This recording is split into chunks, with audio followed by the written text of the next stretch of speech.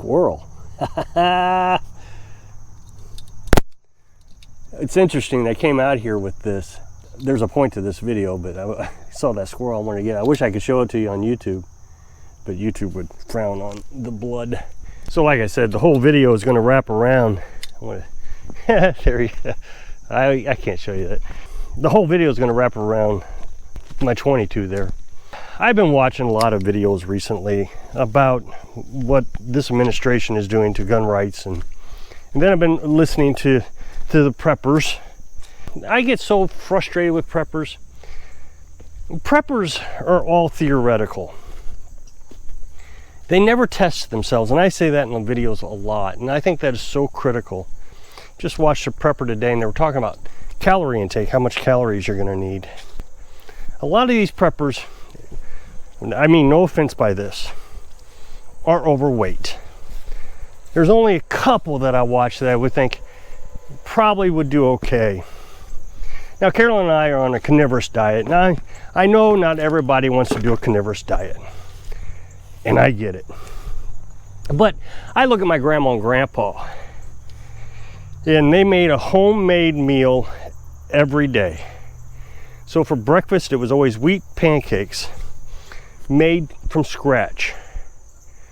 He would go down, he had a grinder, and he would grind the wheat himself.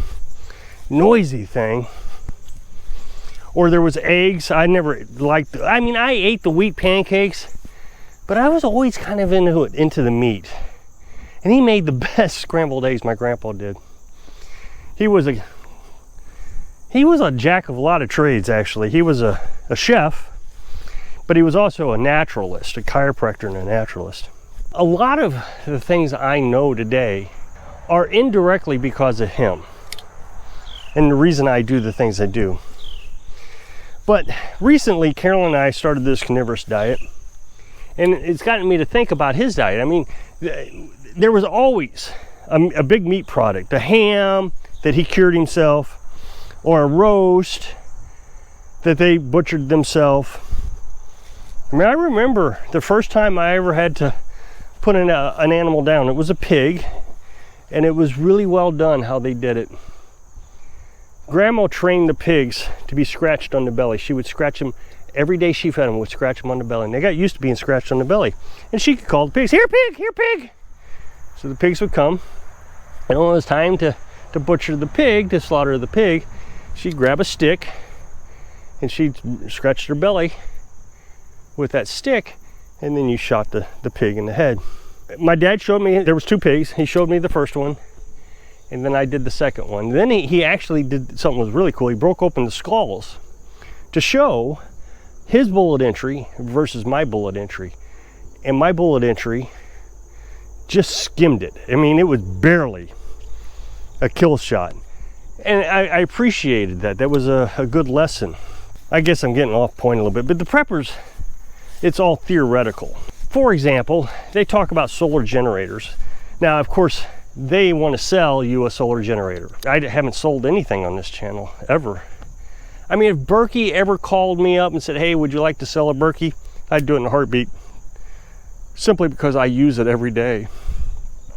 If Rich Solar called me up and asked me to do a video on sell Rich solar panels, I'd do that. The Champion inverter generators, I'd do one on that.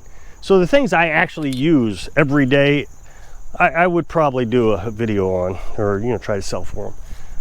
But they sell all kinds of stuff, and the problem I have is it's not based in reality. I mean, for short-term use, I agree with what the preppers do. If there's a hurricane that comes through your area for 2 weeks and you have a solar generator, yeah, that's perfect. Or if you want to be a nomad and you want to use a solar generator, I understand. I don't think they're all that great, considering I have a solar generator, not one of those fancy ones that you buy, but I got 12 solar panels, an inverter, a charge controller, and I got lead acid batteries, all of which I can buy at Walmart or Amazon, and all of it's really cheap. But if a solar generator goes down, you're spending several hundred, if not thousands of dollars. The difference is in my mind is I test myself every day. I use the word test, and that's just not the right message. I do the same exact thing I would do in an SHTF. Now, SHTF is stuff hits the fan. And my best scenario to stuff hits the fan is, in my mind, quite realistic. Not an EMP, which I understand. Somebody's gonna say, oh yeah, EMP could happen. Although it's never happened before. But I think the most realistic thing that could happen is a depression. We've been through one of those before. We've been through many recessions. So I think a depression is quite likely, or possible, maybe not likely, but possible, and something that we can learn from.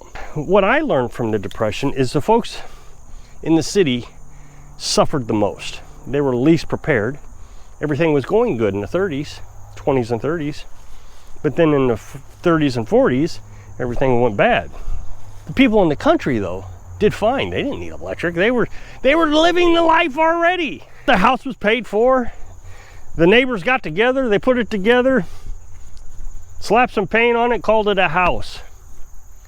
But in the city, you couldn't afford the rent. You were homeless, and you lived in Hooverville, which is you lived in a park somewhere. When preppers are telling you this information, that they want you to buy these tools and they want you to stockpile, I think it's bad information. I think you should start living the life like Carolyn and I do. We know exactly what we're going to do in SHTF, exactly, because we do it every day. Today it's a bit cloudy. For example, today I tested myself. This morning there was a little bit of sun coming through, not a lot, but a little bit. So I went ahead and ran my well off the solar panels. Now normally I don't do that on a cloudy day like this. I go ahead and skip it, but we're going to get 3 days of cloudy days, and that's just a long time for me to sit there and not fill my tanks. Yeah, I didn't need a lot of water, probably 10 gallons. So I went and filled it, thinking maybe I can get enough charge today, charge batteries, but I won't have to run the generator this evening. But if it doesn't work, no big deal. I can run the generator, nothing really lost, and I learned something. Whereas if it's an SHTF and you don't have the gasoline and you make a mistake and run your well pump on a day like this, you don't have any electric, you're out. So if you're running a freezer, you're going to not have enough electric to get you through the night, you lose all your meat, and then you die. I don't have to worry about that. Now, first of all, my freezer isn't going to run through SHTF. I keep hearing these preppers say, you got to have a stockpile of food in your freezer. I never say that. I always say you got to can your meat. I have videos on how to can meat. I just canned some chicken the other day, and we're getting ready to go to the store probably Sunday. This is Friday. And by the time that chicken thaws out, whenever that is, I'll can meat again. So we'll make another video. The last video did pretty good, and then I begged for views, and that's what I'll do again. So we'll take all the meat out of the freezer, can it. That way we don't have to run the freezer. That way the only thing we would have to run is the well pump off the solar panels. Then we'd have enough electricity for water all the time without ever having a concern. But when you talk about preppers, they don't have real life experiences. I know one prepper says he's got a pond and he's going to fish. That's going to be his meat source. I thought, you know what? I did this a while back. I'm going to Google how many calories are in a big mouth bass is what I said. And it was 97 calories. So I went ahead and said, well, let's go ahead and do a whole meal, because we were talking about calories in this video, and I said, let's go ahead and do a whole meal. So let's do a grandma and grandpa meal. Let's see. Remember, you're not going to have gravy. I mean, he's talking about salsa. During SHTF, you're not going to worry about salsa. You're going to worry about, ooh, a worm, or hey, a squirrel. So that's the kind of calories that you need. Now, first of all, if you're on carbohydrates, carbohydrates are addictive. So if you're not getting off carbohydrates now, it is going to be a nightmare during SHTF. You're going to have cravings. It's going to be difficult. I made the video the other day, and my friend from Texas, John, said that he went on a carnivorous diet, and he struggled in the 3rd week mark with carbohydrates. It is tough. You don't want to have to start getting rid of all your addictions, alcohol or cigarettes or whatever it is you have, and carbohydrates all at the time that everything is bad. You're going to be suffering. So you're going to be eating more food because you're going to have to. I have this theory, I don't know if it's true, and I don't want to spread misinformation, but I have noticed that I need less calories eating a carnivorous diet than I did with a carbohydrate diet. So when they're talking about calories, do you really need 2,000 calories for a man or whatever it is? I don't think you do. I mean, Carolyn and I were talking about it. She seems to think that I'm still getting skinnier, but my weight hasn't changed. So that means I'm losing fat and gaining muscle. Imagine trying to do all this while you're fending off the hordes of people that they talk about. It's going to be tough. So you don't want to all of a sudden start practicing what you're preaching, learning to fail when you need it the most. If you're relying on your solar generator and it doesn't work the way you thought it was, it's a really bad time to figure it out. Kind of like the clouds and running a well pump today. So he says he's going to fish. So 97 calories in a bass. You got a lake or a pond that you're going to fish from. So you, your spouse, maybe a kid. So you're going to have 3 fish. That's 97 calories out of your total 2,000. Then you're going to get potato. I think a potato I Googled. Don't quote me on these. I'm trying to remember from memory, but it's in the hundreds range. I think it was 100 calories. And then a corn on the cob. Let's say you had a corn on the cob. That was 155 calories. So assuming my math was bad there somehow or another, we're up to 300 or 400 calories from what you can obtain from your property. Well, if you need 2,000 calories, that's not enough. Even if you did that twice. So now you have this pond that you're taking 3 fish from every day for 1 meal. So let's say it's 2 meals. You're going to do 6 fish, and you're still not getting enough calories. Pretty soon your pond's going to be out of fish. You're not going to have enough. And then they talk about this mag. They're going to have this mag of people that's going to all get together, and they're all going to work together as a community. And apparently the prepper, the YouTube guy, is going to be the leader of the mag. So I have 1.5 acres here.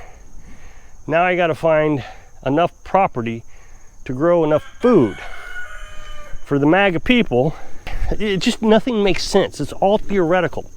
But when you actually put rubber to the road, it doesn't work. It may look good on paper, but it doesn't work.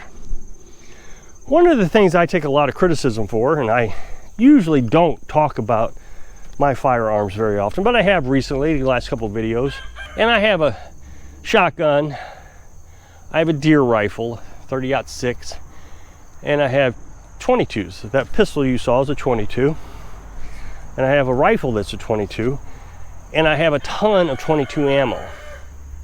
My theory is, if you have to go scavenge for ammo, or you're scavenging for anything, you go in a guy's house and you open the drawer, there's always a couple 22 bullets rolling around.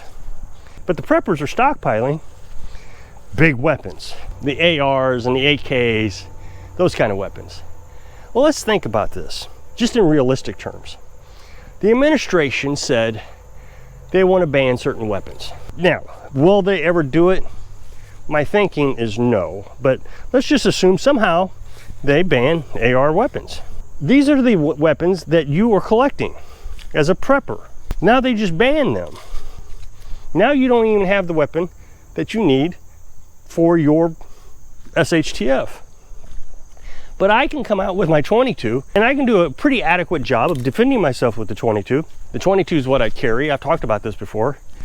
I don't need knockdown power, I need accuracy. I need something that I can practice with, and since bullets are so cheap, I can practice with the 22 a lot, and I can shoot a squirrel with a pistol. Most people that I ever heard of have to use a rifle or a shotgun. 410 usually is what they use. I'm good enough that I can use my little pistol. Ooh, squirrel, pull it out of my holster, shoot a squirrel, and I got supper. So that is a practical tool, kind of an all-around tool. But if you're carrying a 8K-47, it's not likely you're gonna go shoot a squirrel with that. I spent 6 cents, I think, on that 22 for that squirrel, whereas the other rounds, you may be up to $1, and you can't find the ammo in an SHTF. If the Great Depression were to hit again, I don't see my life changing much. So if you'll click this up next box to take you to a video where I was talking about my community wants me to apologize for a YouTube video I made. So if I can inspire you to practice what you think you're gonna do so you can live your dreams. Thanks for watching.